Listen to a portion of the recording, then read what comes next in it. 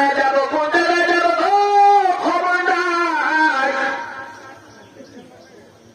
তবে নিজের মাতৃভূমি, জন্মভূমি, মা বাবা সাল্লাম, আপনজন সাল্লাম, সব কিছু ছাড়ার অবস্থাতে আমি এখন মুসাফির দোয়া করি, রব্বি হাবলি মিনাস সালিহিন।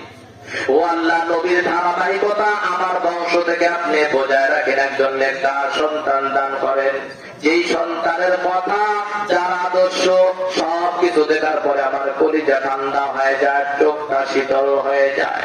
দোয়া করলেন, 30 বছর বয়সী মিশর থেকে চলে গেলেন, কোথায় যাবে তার কোনো খবর নাই। 80 বছর পর আল্লাহ তাআলা এই দোয়ার উত্তর দিলেন, রব্বি হাবলি মিনাস সালিহিন ফাবাশশারনাহু বিগুলামিন হালিম।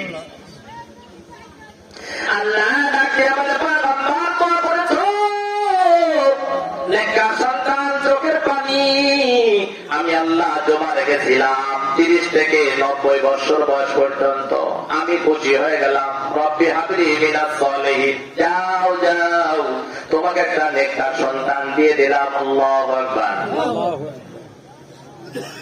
30 বছর বয়স দোয়া করলো, 80 বছর বয়সের একটা সন্তান, কত না করে